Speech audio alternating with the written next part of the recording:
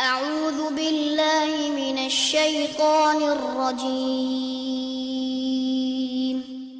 بسم الله الرحمن الرحيم الحمد للہ رب العالمین والصلاة والسلام علی نبینا محمد وعلی آلہ وصحبہ اجمعین اما بعد۔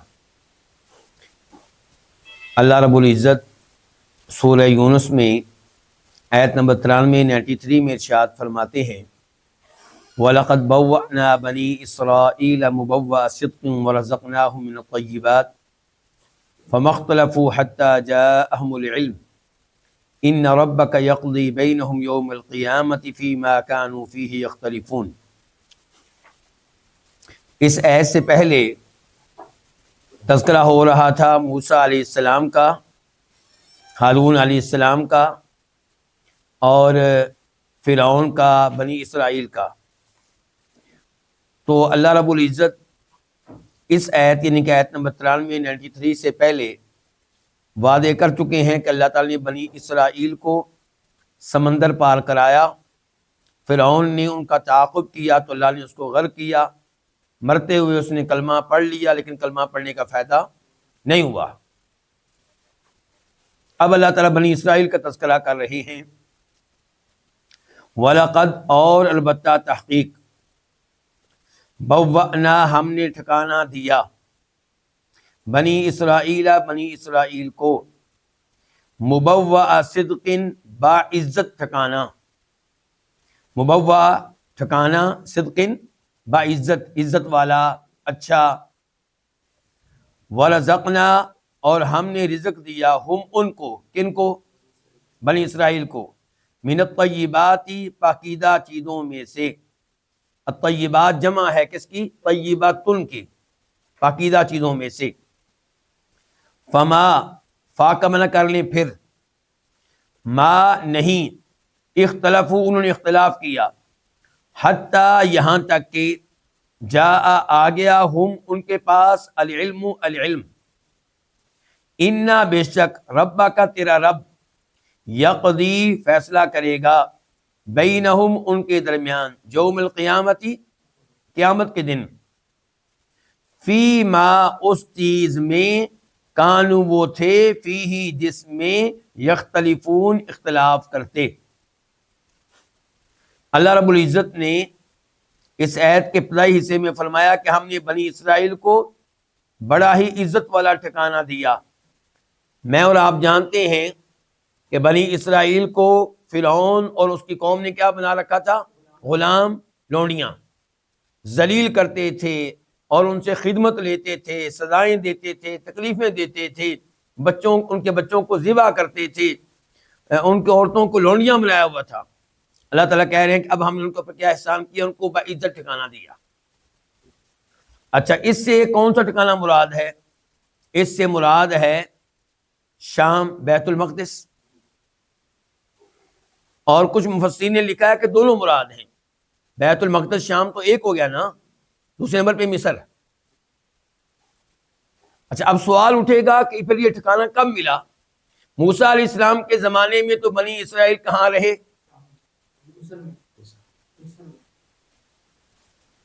مصر میں تو غلام تھے، لونڈیوں کی طرح برتاؤ تھا ان سے، باعزت ٹھکانہ کہاں ملا؟ موسیٰ علیہ السلام کے زمانے میں۔ آپ کو کیا ہے، آپ لوگ میرے ساتھ ایک عرصے سے ہیں، یہ جواب آپ کا عجیب ہے۔ موسیٰ علیہ السلام کے ساتھ تو وہ صحرا میں رہے ہیں، جہاں ان کے اوپر من سلوہ نازل ہوتا رہا، اللہ نے پھر بھی قلم کیا، لیکن سزا تھی ان کا صحرا میں رہنا، اللہ کی طرف سے ان کے لیے سزا تھی۔ تو پتہ چلا کہ اس سے مراد ہے وہ زمانہ جو موسیٰ علیہ السلام کے فوت ہونے کے بعد ہے۔ آپ کہہ سکتے ہیں یوشع علیہ السلام کے زمانے میں، کیونکہ ان کی قیادت میں ان لوگوں نے بیت المقدس کو فتح کیا تھا۔ موسیٰ علیہ السلام تو بیت المقدس کی طرف ان کو لے جا رہے تھے، جہاد کا حکم دیا، لڑنے کا حکم دیا، تو انہوں نے کہا تھا اذهب انت وربك فقاتلا انا هنا قاعدون، کیا موسیٰ ہم نہیں لڑ سکتے، آپ لڑے اور آپ کا رب لڑے۔ تو اللہ تعالیٰ نے پھر اس ارض مقدس کو یعنی کہ شام کو ان پہ حرام کر دیا تھا، کتنے سالوں کے لیے؟ 40 سالوں کے لیے۔ 40 سال فرمایا تم اس صحرا میں دھکے کھاتے رہو گے، ارض مقدس میں تم داخل نہیں ہو سکتے 40 سالوں کے لیے. تو اس زمانے میں آپ نہیں کہہ سکتے باعزت ٹھکانہ دیا. تو یہ بعد میں پھر یوشع علیہ السلام کے ساتھ مل کے انہوں نے شام کو بیت المقدس کو فتح کیا، تو وہ باعزت ٹھکانہ ان کے لیے ہو گیا. اور اس کا تذکرہ اس آیت میں بھی ہے سورہ مائدہ میں، یا قوم ادخلوا الارض المقدسۃ التي كتب اللہ لکم. موسیٰ علیہ السلام نے کہا تھا جب وہ زندہ تھے کہ اس ارض مقدس میں داخل ہو جاؤ، یہ اللہ نے تمہارے لیے جگہ لکھ دی ہے. جس کا مطلب ہے کہ بالآخر انہوں نے وہاں پہنچنا تھا، اور پھر وہ پہنچے، لیکن موسیٰ علیہ السلام کے بعد علیہ الصلوۃ والسلام. دوسری طرف مصر کی طرف آ دیں، اللہ تعالیٰ کہتے ہیں سورہ شعراء میں كَذَلِكَ وَأَوْرَثْنَاهَا بَنِي اسرائیل، کہ ہم نے فرعون کے لشکروں کو مصر سے نکالا. جب وہ نکلے موسیٰ علیہ السلام کے تعاقب میں، ان کی قوم کے تعاقب میں بڑے جوش سے نکلے، بہت بڑی فوج نکلی، تو اللہ تعالیٰ کہتے ہیں ہم نے ان کو نکالا ان کے مال سے، ان کے خزانوں سے، اور ایک اچھی جگہ سے، اور ہم نے وارث بنا دیا ان تمام چیزوں کا بنی اسرائیل کو. تو اس کا مطلب یہ ہے کہ بنی اسرائیل مصر میں بھی بعد میں حکمران بنے ہیں اور اس زمین کے وارث بنے ہیں.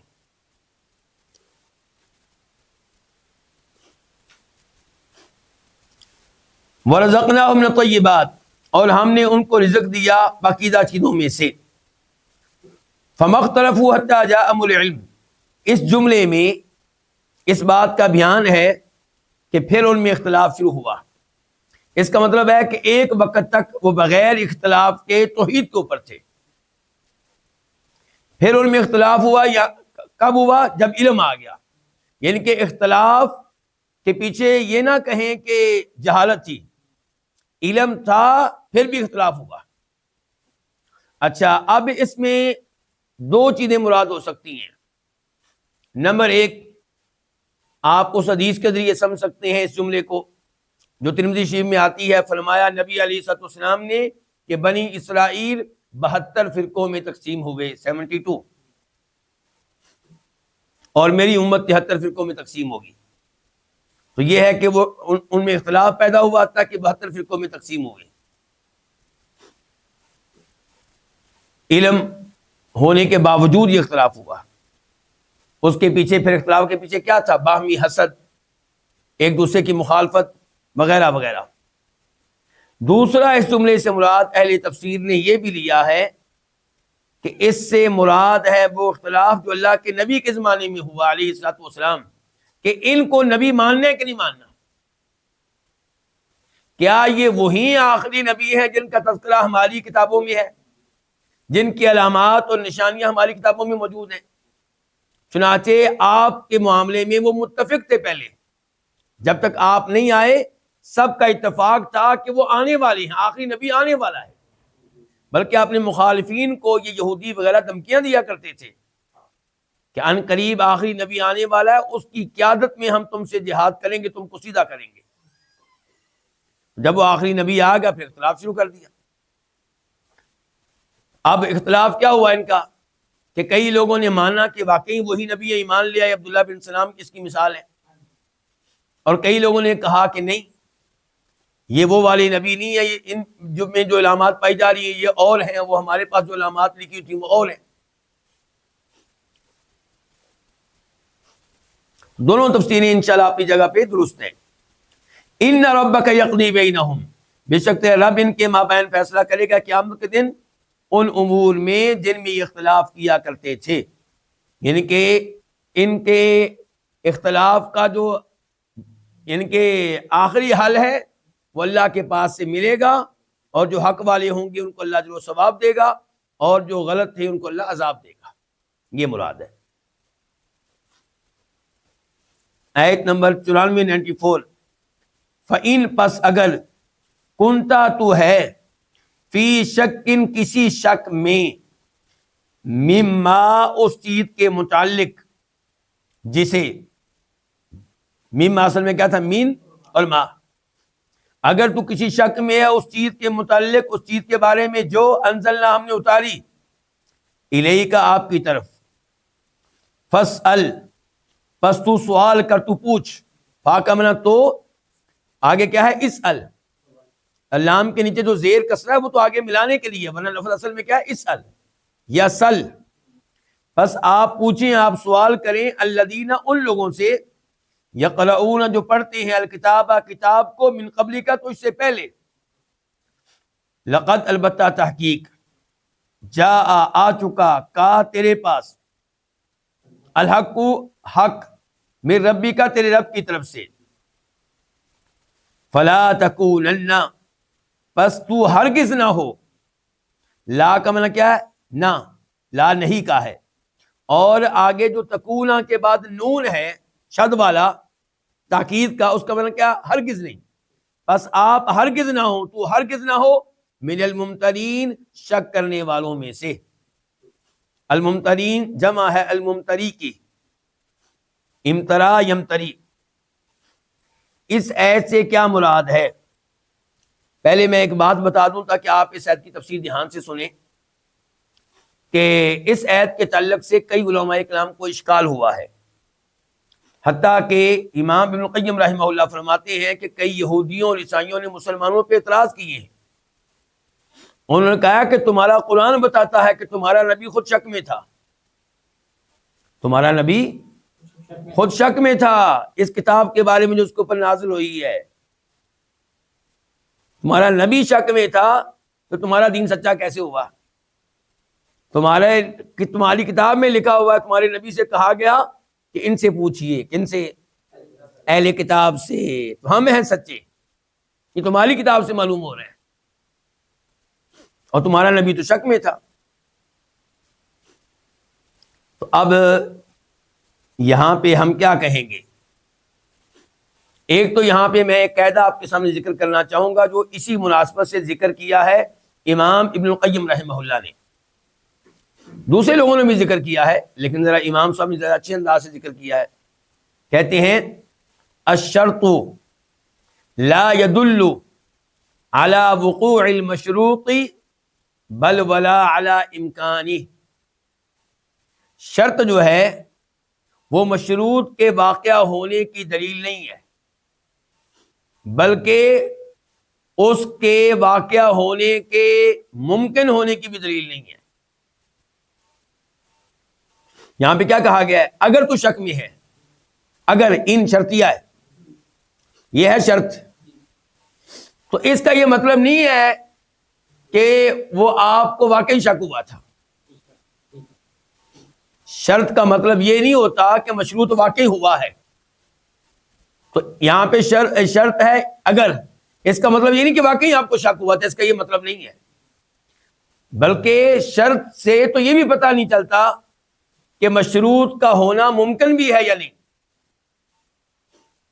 اس کی گنجائش بھی ہے کہ نہیں، شرط اس بات کی دلیل نہیں ہے کہ یہ کام ہو چکا ہے، اور نہ ہی دلیل ہے اس بات کی کہ اس کام کا ہو جانا ممکن ہے۔ مجھے امید ہے اب تو معاملہ واضح ہو جانا چاہیے۔ اچھا، یہ قاعدہ جو ہے کئی آیات میں آپ کے کام آئے گا، ایک تو یہاں کام آئے گا، دوسرے نمبر پہ وَلَوْ أَشْرَكُوا لَحَبِطَ عَنْهُمْ مَا كَانُوا يَعْمَلُونَ، یہ 18 نبی اگر شرک کرتے تو ان کے اعمال ضائع ہو جاتے۔ اچھا، لو شرطیہ ہے، اگر، تو اس کا یہ مطلب نہیں ہے کہ انہوں نے شرک کیا تھا، اور نہ ہی اس کا مطلب یہ ہے کہ شرک کا ہونا ممکن تھا ان سے، بلکہ جب یہ آیت نازل ہوئی ہے تب تو پتہ چل رہا ہے کہ شرک کا ہونا ممکن ہی نہیں ہے، کیونکہ وہ سارے فوت ہو چکے ہیں۔ ایسے ہی یہ قاعدہ ہمیں وہاں بھی کام آئے گا جہاں تذکرہ ہے امہات المؤمنین کا، نبی علیہ السلام کی بیویوں کا، یا نساء النبی من یأتی منکن بفاحشۃ مبینہ یضاعف لها العذاب ضعفین، من شرطیہ ہے کہ اے نبی کی بیویوں، جو تم میں سے واضح طور پہ بے حیائی کا کام کرے گی اس کو دگنا عذاب دیا جائے گا۔ تو اس کا مطلب یہ نہیں ہے من شرطیہ کا مطلب کہ نعوذ باللہ ان سے کوئی گناہ ہوا تھا، اور نہ ہی اس کا مطلب یہ ہے کہ گناہ کا ہونا ان سے ممکن تھا۔ تو شرط جو ہے نہ یہ دلیل ہے مشروط کے واقع ہونے کی، اور نہ یہ دلیل ہے اس بات کی کہ مشروط کا واقع ہو جانا ممکن ہے، اس کی کوئی گنجائش ہے۔ شرط سے کسی بات کا پتہ نہیں چلتا، بلکہ یہ توحید کے معاملے میں بھی آیت کام آئے گی، لو کان فیہما آلہۃ الا اللہ لفسدتا، سورہ انبیاء، کہ اگر آسمان و زمین میں کئی معبود ہوتے تو آسمان و زمین میں کیا ہو جاتا؟ فساد ہوتا۔ یہ جو بہترین سسٹم چل رہا ہے آسمان و زمین کا، کبھی چل نہ پاتا، کیونکہ معبودوں میں آپس میں جھگڑا شروع ہو جاتا۔ اچھا، اللہ نے یہاں پہ کیا کہا ہے؟ لو، اگر، تو کیا لو سے پتہ چلتا ہے کہ واقعی کئی معبود ہیں؟ نہ یہ پتہ چلتا ہے کہ کئی معبودوں کا ہونا ممکن ہے۔ تو یہ امام صاحب نے قاعدہ بیان کیا ہے کہ الشرط لا يدل على وقوع المشروط بل ولا على امکانی۔ تو اس ایت سے پتہ نہیں چلتا کہ آپ کو شک ہوا تھا، اور نہ ہی پتہ چلتا ہے کہ شک کا ہو جانا ممکن تھا آپ سے۔ ان ایسی کسی بات پہ دلالت نہیں کرتا۔ اچھا، پھر علماء کرام اب اس ایت کی تفسیر میں کتنے اقوال لے کر آئے ہیں۔ ایک قول یہ ہے کہ اس میں اگرچہ اللہ نے مخاطب کیا ہے ہمارے نبی کو علیہ الصلوۃ والسلام، لیکن مقصود آپ خود نہیں ہے، بلکہ مقصود آپ کا غیر ہے، مشرکین مکہ ہے، کہ اگر تمہیں شک ہے اس کتاب کے بارے میں جو ہم اپنے نبی پہ اتار چکے ہیں تو تم یہودیوں سے پوچھ لو۔ تم کہتے ہو نا کہ ممکن ہی نہیں کتاب اترے آسمانوں سے، وما قدر اللہ کا قدری اذ قالوا ما انزل اللہ علی بشر من شیء، تو یہودیوں سے پوچھو اللہ نے پہلے کتابیں اتاری ہیں کہ نہیں اتاری، نبی پہلے آتے رہے کہ نہیں آتے رہے، تورات و انجیل اللہ کی طرف سے ہیں کہ نہیں ہیں، ان سے پوچھ لو۔ تو جس کو شک ہے اس کتاب کے بارے میں جو ہم نے اپنے نبی پہ اتاری ہے، وہ یہودیوں سے پوچھ لے، عیسائیوں سے پوچھ لے۔ اور اس کا دوسرا مطلب یہ نکلے گا کہ جہاں تک تعلق ہے ہمارے نبی کا، ان کو نہ شک ہوا نہ انہوں نے پوچھا، نہ شک ہوا نہ انہوں نے پوچھا۔ اور دوسری تفسیر اس کی یہ ہوگی کہ فرض کریں کہ اے نبی آپ کو شک ہے اس کتاب کے بارے میں، تو آپ پوچھ لیں کن سے؟ اہل کتاب سے۔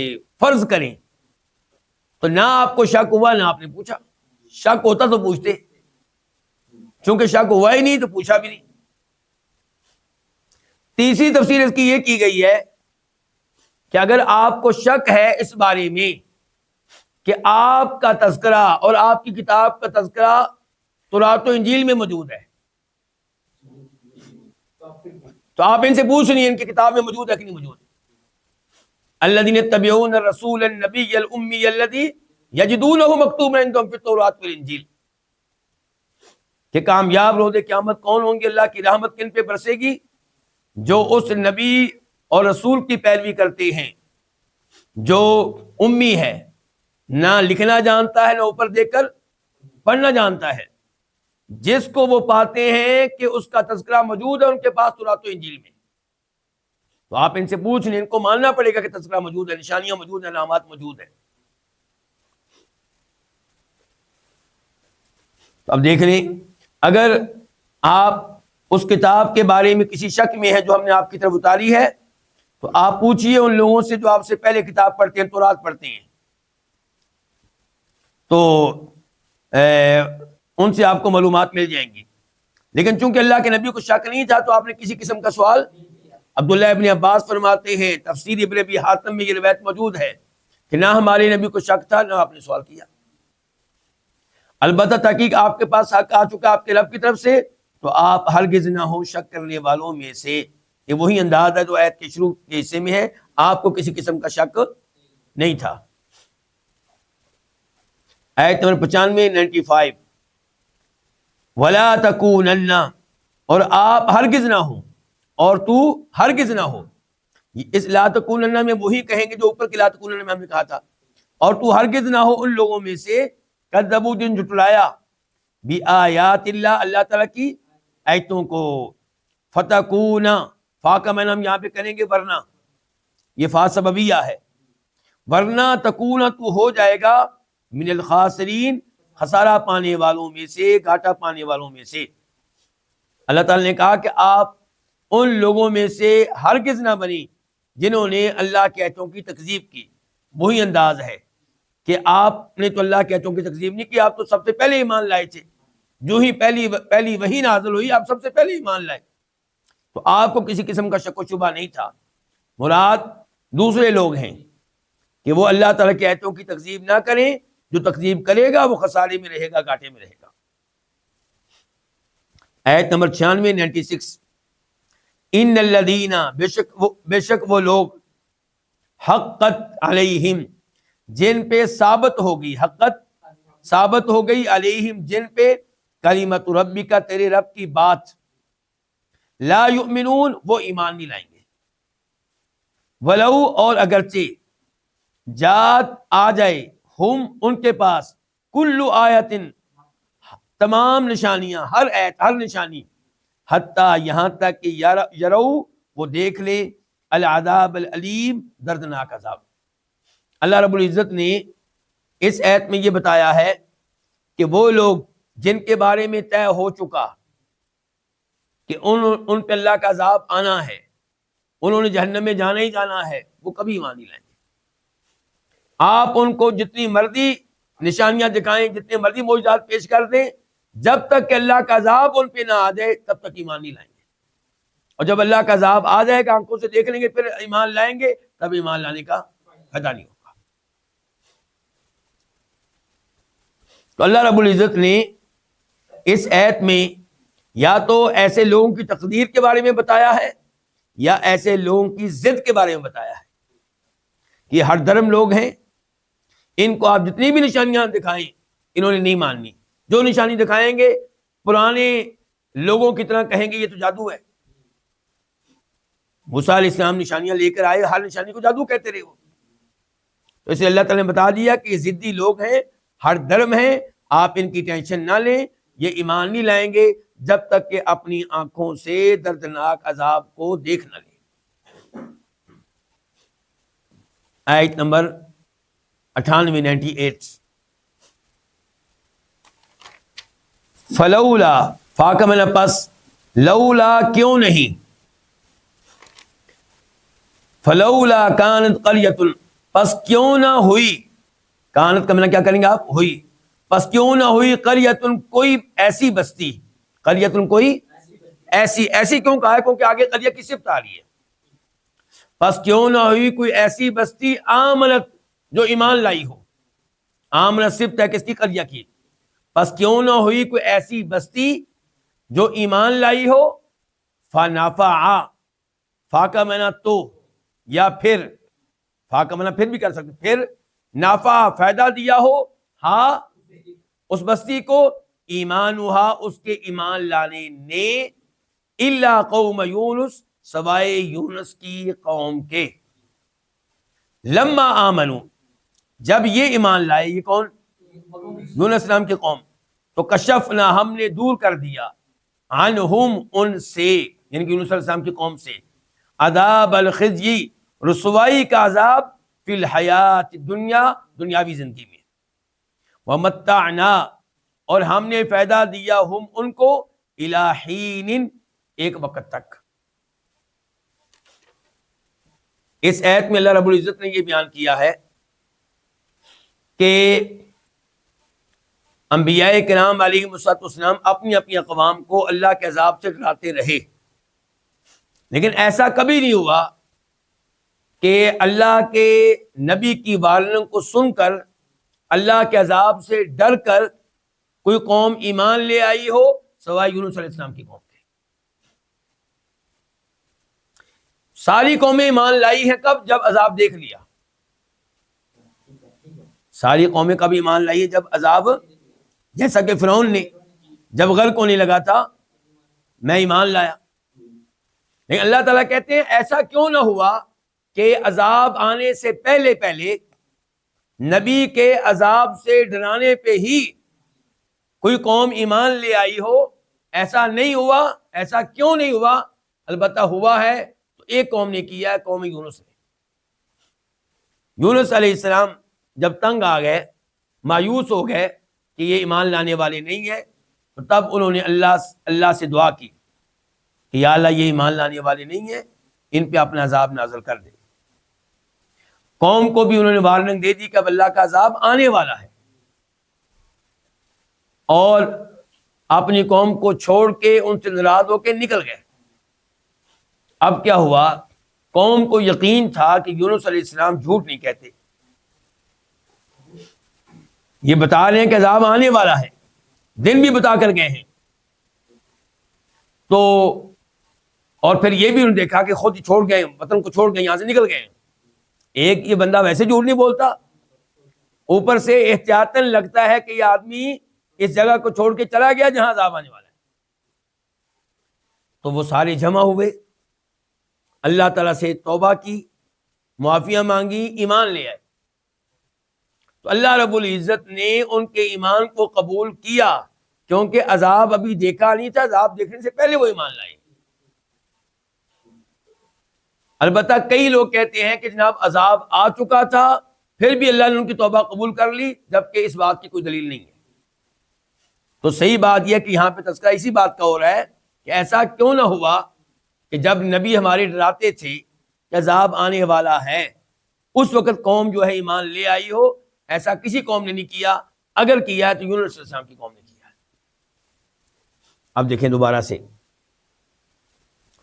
فلولا، پس کیوں نہ ہوئی، کانت ہوئی، قریۃ، کوئی ایسی بستی، مراد بستی والے، پس کیوں نہ ہوئی کوئی ایسی بستی، آمنت جو ایمان لائی ہو، مراد کیا ہے، عذاب نازل ہونے سے پہلے، فنفعها، پھر فائدہ دیا ہو اس کو، ایمانھا، اس کے ایمان لانے نے، الا قوم یونس، سوائے یونس علیہ السلام کی قوم کے، لما آمنوا، جب یہ ایمان لائے، کشفنا، تو ہم نے دور کر دیا، عنہم، ان سے، عذاب الخزی، رسوائی والا عذاب، فی الحیات دنیا، دنیاوی زندگی میں، ومتعناہم، اور ہم نے ان کو فائدہ دیا، الی حین، ایک وقت تک، یعنی کہ موت آنے تک، موت آنے تک ہم نے ان کو دنیا میں مہلت دی، دنیا کی نعمتیں بھی دی۔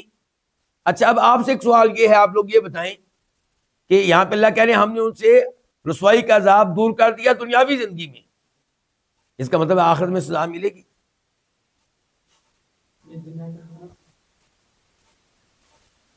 اس سے مراد یہ ہے کہ وہ عذاب جو کافر اقوام پہ آیا کرتا ہے ایمان لانے کی وجہ سے، وہ تو ہم نے ان سے ہٹا لیا، دنیاوی زندگی میں بھی، آخرت میں بھی۔ لیکن ایمان لانے کے بعد، ایمان انسان اگر غلطیاں کرتا ہے، توبہ نہیں کرتا، تو اس کا معاملہ الگ ہے، وہ ایک الگ معاملہ ہے۔ لیکن یہ جو عذاب تھا جو کفار پہ آیا کرتا ہے، وہ دنیا کے لحاظ سے بھی اٹھا لیا گیا، اور صحیح بات یہ کہ آخرت کے لحاظ سے بھی اٹھا لیا گیا۔ لیکن بعد میں جو گناہ ہوئے ہوں گے، اگر ان کی توبہ کرتے رہے تو معافی ملتی رہی، توبہ کیے بغیر فوت ہوئے تو ان کا معاملہ اللہ کے سپرد۔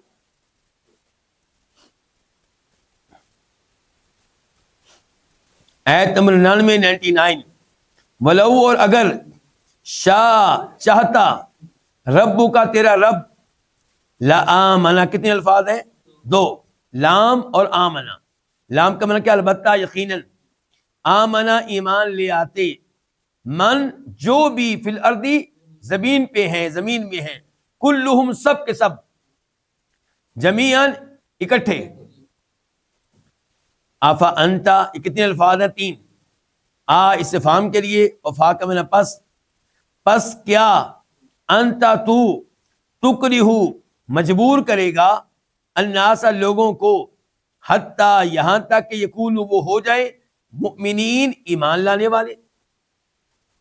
اللہ رب العزت نے اس آیت کے شروع میں یہ بتایا کہ اگر اللہ تعالیٰ چاہتا تو سارے زمین پہ رہنے والے ایسے ہی مومن ہوتے جیسے فرشتے ہیں۔ فرشتوں میں سے کتنے فرشتے کافر ہیں؟ کیوں شیخ حسان؟ کوئی بھی نہیں، کیونکہ اللہ نے ان کو اختیار دیا ہی نہیں، کس چیز کا؟ ایمان نہ لانے کا، کفر اختیار کرنے کا اللہ نے ان کو اختیار دیا ہی نہیں۔ ان کی فطرت میں اللہ نے صرف ایمان رکھا ہے، تو اس لیے وہ سارے کے سارے مومن ہیں۔ تو اللہ تعالیٰ کہتے ہیں کہ انسانوں کی باری آئی، جنوں کی باری آئی، تو ہم نے چاہا کہ ان کا امتحان لیں، تو ہم نے ان کو اختیار دیا ہے، ارادہ دیا ہے ایمان لانے کا نہ لانے کا۔ البتہ ہم نے ان کی رہنمائی کے لیے کتابیں نازل کی ہیں، انبیاء کرام علیہ السلام نازل کیے ہیں، علماء کو بھی بھیجا ہے تاکہ ان تک ہمارا پیغام پہنچے، درست راستہ ان کو معلوم ہو جائے۔ تو اللہ تعالیٰ کہتے ہیں اگر ہم چاہتے تو سارے کے سارے اہل زمین ایک ساتھ کیا ہوتے؟ ایمان لے آتے۔ تو اس کے بعد اللہ تعالیٰ نے اپنے نبی سے کہا علیہ الصلوۃ والسلام کہ کیا آپ لوگوں کو مجبور کریں گے اس بات پہ کہ سارے مومن ہو جائیں؟ یعنی کہ آپ مجبور نہیں کر سکتے، لا اکراہ فی الدین، دین میں کوئی زبردستی نہیں ہے، اور آپ سے روز قیامت یہ سوال نہیں ہوگا کہ یہ سارے ایمان کیوں نہیں لائے۔ تو آپ ٹینشن نہ لیا کریں، آپ کا کام ہے ہمارا پیغام پہنچا دینا، وہ آپ پہنچا رہے ہیں، پیغام پہنچ رہا ہے، آپ کی ذمہ داری ادا ہو رہی ہے، تو آپ ان کی ٹینشن نہ لیا کریں۔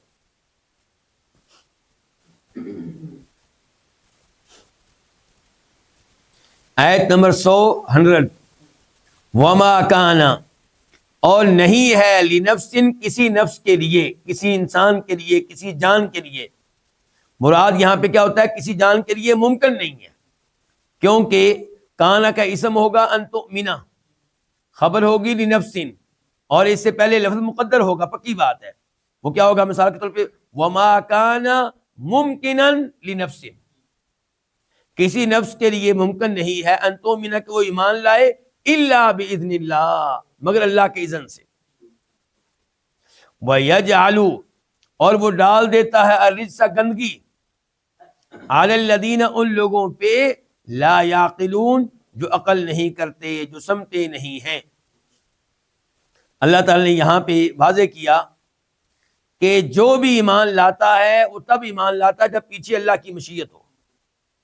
وما تشاءون الا ان یشاء اللہ، اللہ کی مشیت ہو تو انسان ایمان لاتا ہے، اللہ کی مشیت نہ ہو تو انسان ایمان نہیں لاتا، چاہے اللہ کے نبی علیہ السلام پورا زور لگا لیں ابو طالب پہ، کلمہ نہیں پڑھوا سکے۔ نوح علیہ السلام نے اپنے بیٹے کو کتنی تبلیغ کی،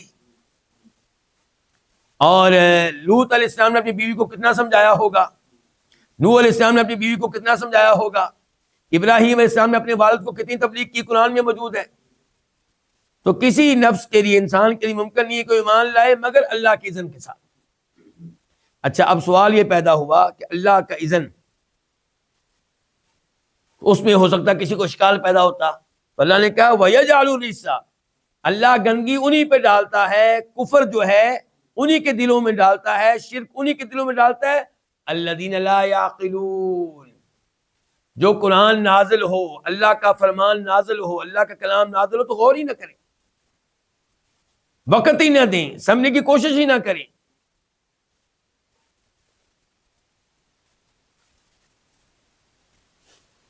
آیت نمبر 101 قل، تو کہہ دے، اللہ تعالیٰ نے یہاں پہ مخاطب کیا کس کو؟ ہمارے نبی علیہ السلام کو۔ قل، تو کہہ دے، انظرو، تم غور کرو، تم غور کرو، ماذا فی السماوات والارض، کیا کچھ ہے، ماذا کیا کچھ ہے آسمانوں میں اور زمین میں، وما اور نہیں، تغنی فائدہ دیتی، الآیات ایتیں، والنذر اور ڈرانے والے، النذر جمع ہے نذیر کی، اور ڈرانے والے، عن قوم ایسی قوم کو، لا یؤمنون جو ایمان نہیں لاتے۔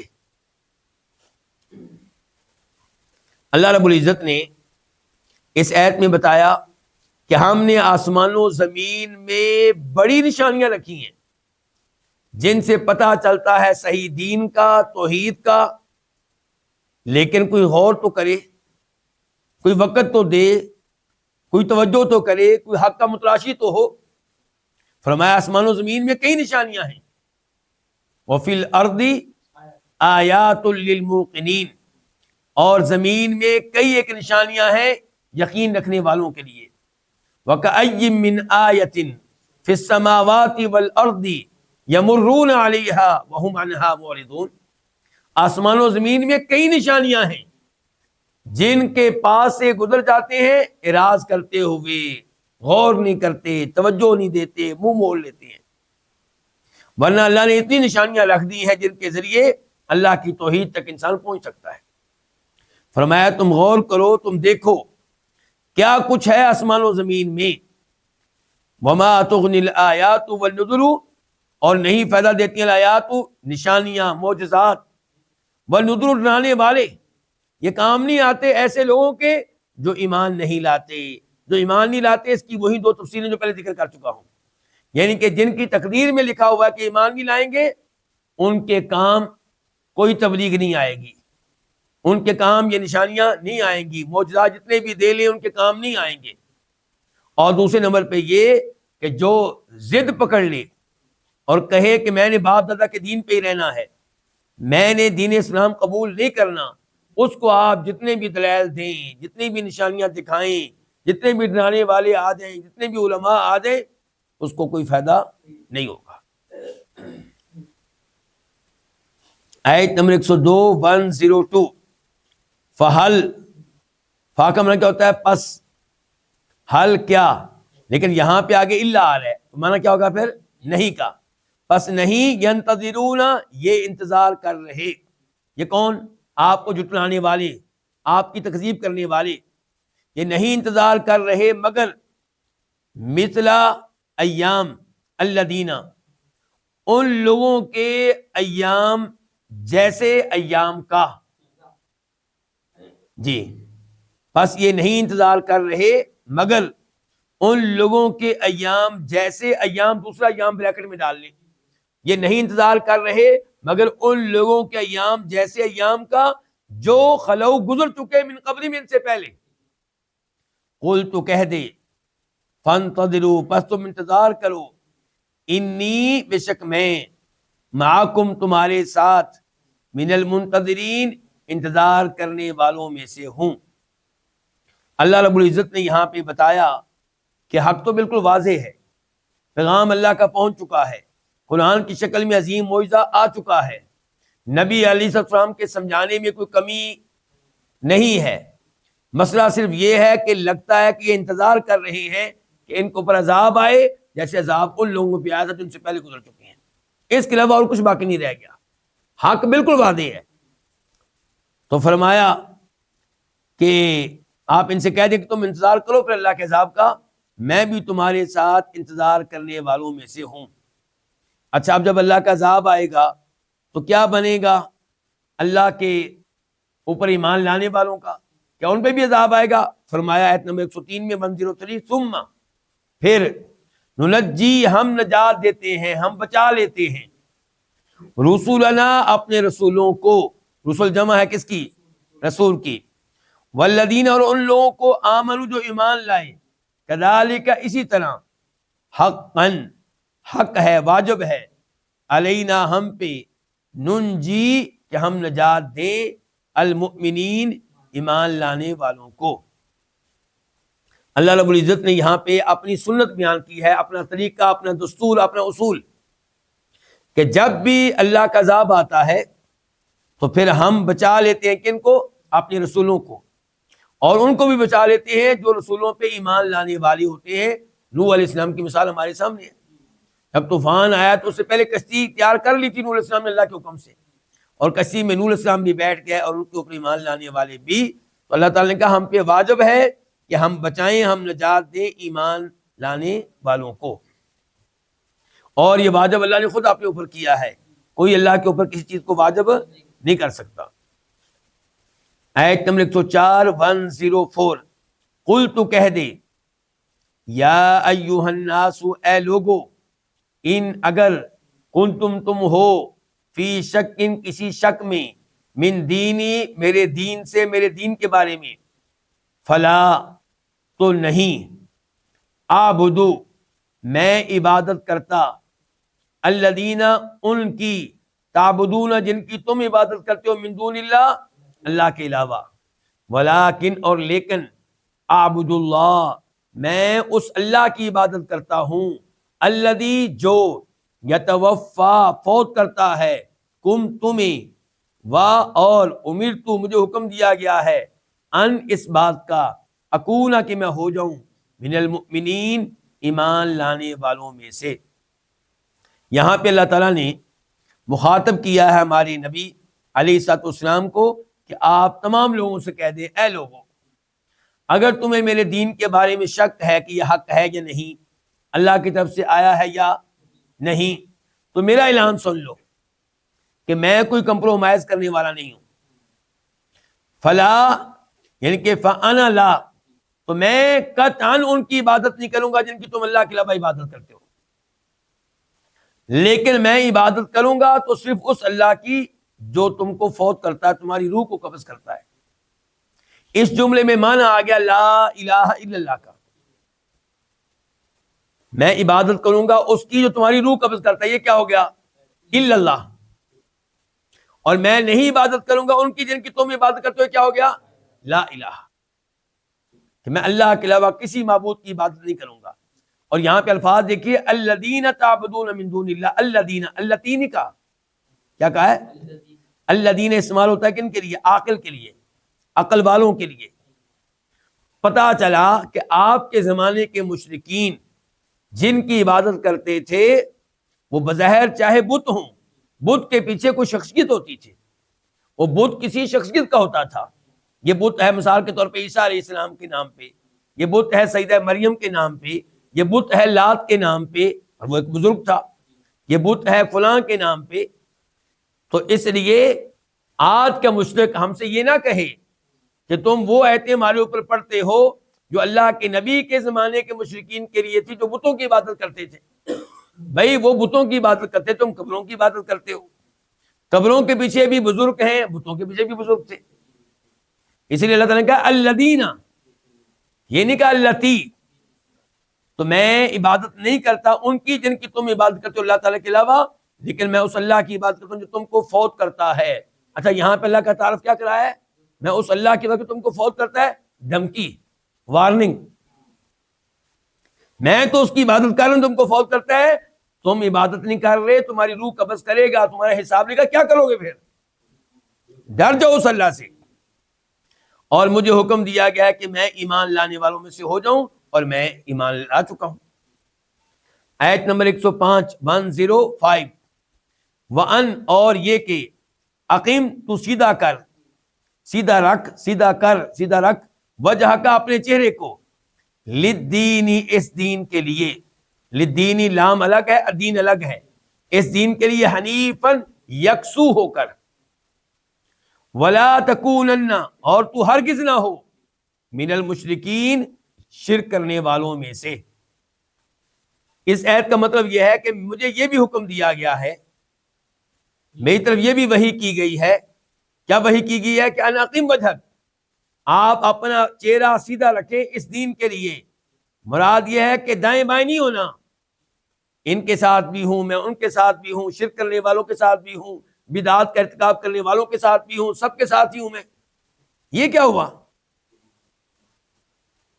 کمپرومائز نہیں کرنا دین کے معاملے. اسی لیے علماء حق ہمیشہ بتاتے رہتے ہیں کہ جو کفار, جو مشرکین آپ کے ملک میں رہتے ہیں ویزا لے کر, یا آپ کے ملک کے شہری ہیں, آپ ان کو قتل نہیں کریں گے, آپ ان پہ کوئی ظلم نہیں کریں گے, ان کو کوئی نقصان نہیں پہنچائیں گے. دنیاوی امور میں آپ ان سے تعامل بھی کریں گے کیونکہ وہ پرامن شہری ہیں, مسلمانوں پہ ظلم کرنے والے نہیں ہیں. لیکن دینی معاملے میں تعامل نہیں کیا جائے گا. کرسمس ڈے منانے پہ مبارکباد نہیں دی جائے گی, منانے میں تعامل نہیں کیا جائے گا, ان کے لیے تقریب نہیں سجائی جائے گی. دینی معاملے میں کوئی تعامل نہیں. وہ کہیں 1 روپیہ چندہ ڈال تو نہیں ڈالیں گے اس معاملے میں. تو یکسو ہو کر, اور یہ کہ تو سیدھا رکھ اپنے چہرے کو اس دین کے لیے حنیفاً, یکسو ہو کر, اور آپ ہرگز نہ ہو مشرکین میں سے. یہ مزید تاکید ہوگی کس کے معنی کی؟ حنیف کے معنی کی. کیونکہ آپ کے زمانے کے جو لوگ تھے وہ شرک کرنے والوں میں سے تھے, اللہ کی بھی عبادت کرتے تھے اور لات, عزا, حبل کی بھی عبادت کرتے تھے. سمجھتے تھے کہ ہم صحیح ہیں, یہ صرف جو محمد ہے علیہ السلام, یہ جو ہے ہمارے بتوں کی مخالفت کر رہا ہے, ہمارے سینے کھلے ہیں بڑے, ہم اللہ کو بھی مانتے ہیں, ان کو بھی مانتے ہیں. تو فرمایا نہیں, آپ نے اس دین کے لیے اپنے چہرے کو سیدھا رکھنا ہے, یکسو ہو کر. ان کے باقی ادیان سے اور باقی عقائد سے آپ نے لا تعلقی اختیار کرنی ہے. آیت نمبر 106 106 ولا اور نہ تدعو تو پکار من دون اللہ اللہ کے علاوہ ما ان کو لا ينفعو جو نہیں فائدہ دیتے کا تجھے ولا یضرو اور نہ نقصان پہنچاتے ہیں کا تجھے فَإِن پس اگر فعلتا تو کرے گا یعنی کہ یہ والا کام فا تو انا بے شک کا تو اذن تب ہوگا من الظالمین ظلم کرنے والوں میں سے. اچھا ایک تو یہ ہے کہ ظلم سے مراد یہاں پہ کون سا ظلم ہوگا؟ ظلم عظیم، ظلم اکبر شرک، ان الشرک لظلم عظیم. دوسرے نمبر پہ یہاں پہ کہا گیا ہے کہ اللہ کے علاوہ جو ہیں ان کو آپ نے پکارنا نہیں ہے. کیا نہیں کرنا؟ اس غیر اللہ کو پکارنے کی اجازت نہیں ہے. تو یا رسول اللہ مدد یہ پکار ہے یا نہیں پکار؟ یا علی مدد یہ پکار ہے یا نہیں ہے؟ شیخ عبد القادر جیلانی رحمہ اللہ کو بھی پکارتے ہیں. تو اللہ تعالیٰ نے یہاں واضح طور پہ کہا ہے کہ میرے علاوہ کسی اور کو پکارنے کی اجازت نہیں ہے. اور سورہ جن میں کہا وَأَنَّ الْمَسَاجِدَ لِلَّهِ فَلَا تَدْعُوا مَعَ اللَّهِ أَحَدًا، یہ مسجدیں اللہ تعالیٰ کے لیے ہیں، آپ اللہ تعالیٰ کے ساتھ ساتھ کسی اور کو پکار نہیں سکتے. تو مدد کے لیے پکارنا کسی کو غیبی طاقتوں کا مالک سمجھ کر اس کی اجازت نہیں ہے. زندہ آدمی سے اس معاملے میں مدد لی جا سکتی ہے جس معاملے میں اللہ تعالیٰ نے اس کو مدد دینے کی طاقت دی ہے، اور یہ قرآن و حدیث سے ثابت ہے. نبی علیہ الصلوۃ والسلام جنگ کے لیے چلتے تھے تو صحابہ کرام سے تعاون لیتے تھے، اور اللہ نے بھی کہا ہے کہ وَتَعَاوَنُوا عَلَى الْبِرِّ وَالتَّقْوَىٰ، نیکی تقویٰ کے کاموں میں ایک دوسرے سے تعاون کرو. تو تعاون لینا جائز، تعاون مانگنا جائز، لیکن کن سے؟ جو آپ کی طرح زندہ ہیں. کن امور میں؟ جن امور میں اللہ نے انسان کو ان کی مدد دینے کی طاقت دے رکھی ہے. تو یہ جائز ہے، کیونکہ جب ہم روکتے ہیں اس قسم کے شرک سے تو کہا جاتا ہے اچھا تم اپنی والدہ سے کھانا نہیں مانگتے، کیا تم اپنی والدہ سے پانی نہیں مانگتے؟ تو ایسی باتیں کرنا نیری بیوقوفی ہے. یہ کام تو صحابہ کرام بھی کرتے تھے، یہ تو اللہ کے نبی بھی کرتے تھے علیہ الصلوۃ والسلام. تو آپ نے تو اس سے کبھی منع نہیں کیا. تو منع کس سے کیا ہے؟ اس چیز سے جس سے قرآن بھرا پڑا ہے کہ آپ غیر اللہ کو اللہ تعالیٰ کی طرح غیبی طاقتوں کا مال سمجھ کے پکاریں کہ وہ قبر میں جا چکا ہے، اور آپ سمجھتے ہیں کہ جیسے اللہ نظر نہیں آتا، قبر والے بھی نظر تو نہیں آ رہے، لیکن جیسے اللہ نظر آتا نہیں لیکن مجھے پتا ہے کہ مجھے دیکھ رہا ہے، میری آواز کو سنتا ہے اور میری مدد کرنے پہ قادر ہے. ایسے آپ سمجھتے ہیں قبر والا اگرچہ مجھے نظر نہیں آ رہا لیکن وہ مجھے دیکھ رہا ہے، میری آواز کو سن رہا ہے اور میری مدد کرنے پہ قادر ہے. گویا کہ آپ نے اس کو اللہ کے ساتھ ملا دیا. اچھا یہاں پہ جو لفظ آیا ہے نا وہ ماں آیا ہے، ماں من نہیں آیا.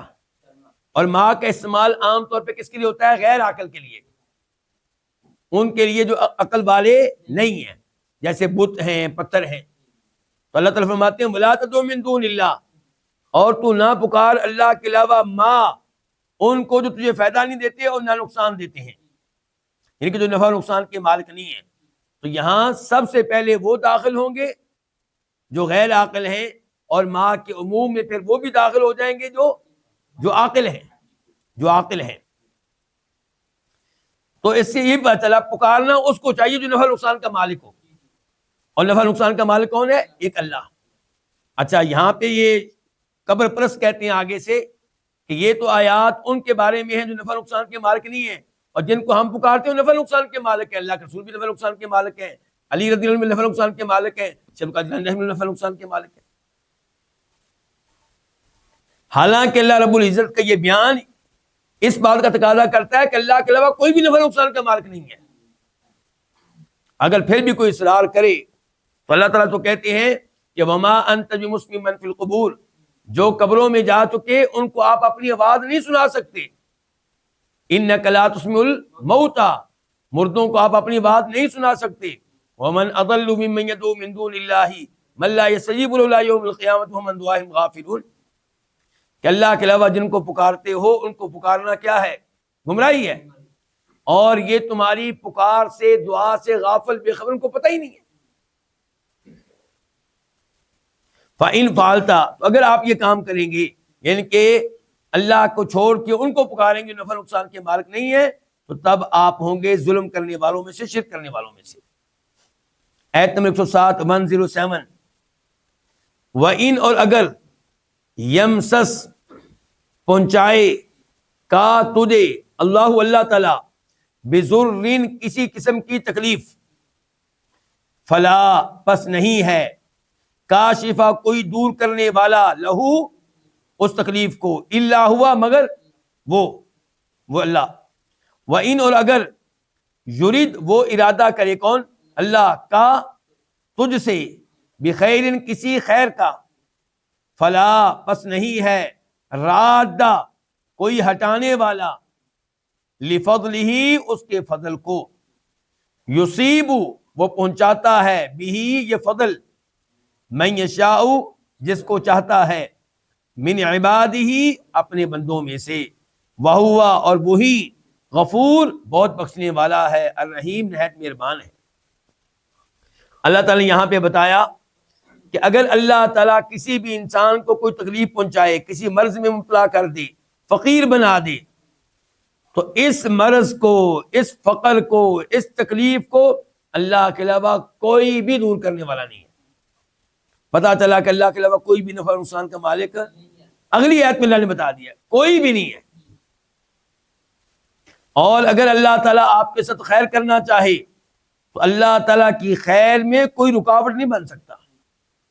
اللہم لا مانع لما اعطیت ولا معطی لما منعت، اے اللہ جو تو دینے پہ آئے کوئی رکاوٹ نہیں بن سکتا، اور جس چیز کو تو روک لے، جس نعمت کو، کوئی دے نہیں سکتا۔ اللہ تعالیٰ اپنے بندوں میں سے جس پہ چاہتا ہے فضل کرتا ہے، کوئی رکاوٹ نہیں بن سکتا۔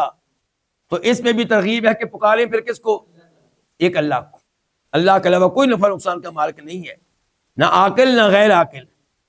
اللہ نے کہا لا کاشفہ، کوئی بھی نہیں ہے، اور وہی بخشنے والا، رحم کرنے والا ہے۔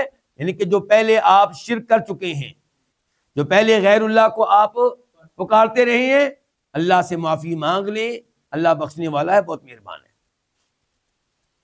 آیت نمبر 108 108، قل، تو کہہ دے، یا ایھا الناس، اے لوگو، قد، تحقیق، جاء، آ چکا، کم، تمہارے پاس، الحق، حق، من ربکم، تمہارے رب کی طرف سے، فمن، پس جو، یا اصل میں کیا ہے، من، نون کے نیچے کسرہ زیر تو آگے ملانے کے لیے ہے، ورنہ لفظ ہے فمن، پس جو، پس جس نے، اہتدا، ہدایت پائی، ہدایت حاصل کی، فانما، تو صرف اور صرف، یہتدی، وہ ہدایت حاصل کرتا ہے، ہدایت پاتا، لنفسہ، اپنے نفس کے لیے، اپنے نفس کے فائدے کے لیے، ومن ضل، اور جو گمراہی اختیار کرے، فانما، تو سوائے اس کے نہیں، یضل، وہ گمراہی اختیار کرتا ہے، علیہا، اپنے خلاف، وما، اور نہیں ہوں، انا، میں، علیکم، تم پہ، بوکیل، وکیل کا مطلب کیا ہوگا؟ نگران، اور بعض زیادہ تاکید کے لیے، اب میں نے کیا ہو جائے گا؟ میں ہرگز نہیں ہوں تم پر وکیل، کسی قسم کا وکیل، کسی قسم کا نگران۔ اس آیت میں اللہ نے واضح کر دیا کہ حق تمہارے پاس آ چکا، قرآن آ چکا، اللہ کے نبی آ چکے، اور حق کے واضح ہونے میں کوئی شک و شبہ نہیں ہے۔ اب جو ہدایت پائے گا، حق کو قبول کرے گا، قرآن پہ ایمان لائے گا، اللہ کے رسول پہ ایمان لائے گا علیہ الصلوۃ والسلام، تو وہ اپنا فائدہ کرے گا، اس کی ہدایت کا فائدہ اسی کو ہوگا، اللہ کو نہیں ہوگا۔ اور جو گمراہی اختیار کرے گا، کفر اختیار کرے، قرآن پہ ایمان نہ لائے، قرآن کی تکذیب کرے، اللہ کے رسول کی تکذیب کرے، تو اس کا وبال اسی پہ ہوگا، اس کی سزا خود اسی کو بھگتنا پڑے گی۔ اللہ کا کوئی نقصان نہیں ہے، اللہ کے رسول کا کوئی نقصان نہیں ہے۔ فرمایا وما انا علیکم بوکیل، میں تمہارے اوپر کوئی نگران نہیں ہوں کہ تمہیں ہدایت پہ مجبور کروں، میں نہیں مجبور کروں گا۔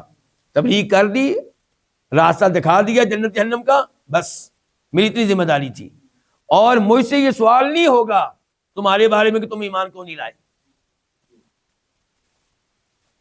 آیت نمبر 109 سورہ یونس کی آخری آیت، وَاتَّبِعْ، اور تو پیروی کر، ما، اس چیز کی، یوحا، جس کی وحی کی جاتی ہے، الیک، تیری طرف، وَاصْبِرْ، اور تو صبر کر، حتیٰ یہاں تک کہ یحکم اللہ، اللہ تعالیٰ فیصلہ کر دے، وَهُوَ، اور وہ خیر الحاکمین، فیصلہ کرنے والوں میں خیر سب سے بہتر ہے۔